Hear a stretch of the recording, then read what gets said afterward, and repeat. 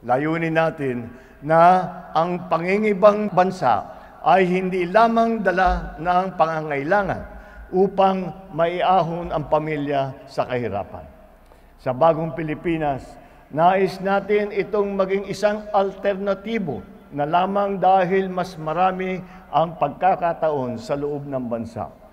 Para makamit natin ito, hinihikayat ko ang lahat na yakapin ang pagiging isang makabagong Pilipino. Sa inyong patuloy na pakikiisa, buo ang tiwala ko na maitataguyod natin ang isang bagong Pilipinas para sa mga Pilipino, ngayon at sa mga susunod pang henerasyon.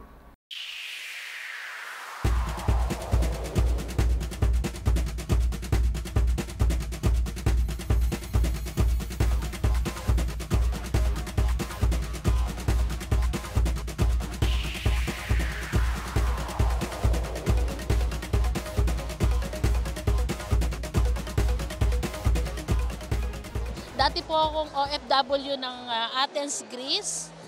14 years po ako doon. Kung sa OWA po, ano po sila, talagang magaling ang serbisyo nila sa amin. Ang naging serbisyo po ng OWA sa amin, pag may mga problema po, napakabilis po nilang mag-action. Unang-una po, pag may mga problema especially mga manggagawa ng mga domestic helper, napakabilis po nilang magbigay ng aksyon sa amin.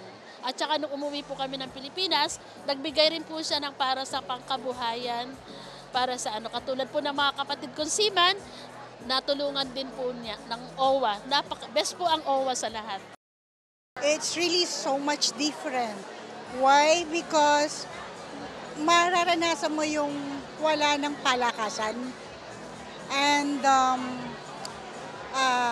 ibang-iba kasi andun yung kung paano katratuhin ng mga taga-OWA is more accommodating.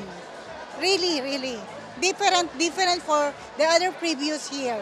Nabigyan kasi ako ng OWA ng 20,000 for business.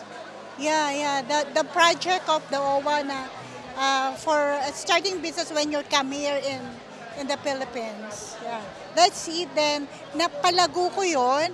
Then, I have now a business of frozen meat shop. Yeah. Doon ko napag-aaral ang anak ko. I have a pilot son. Napag-aral ko being a OFW. Mararamdaman mo kung paano ko niya alagaan kami. Ang dami niyang proyekto from us. From OFW. Sobra.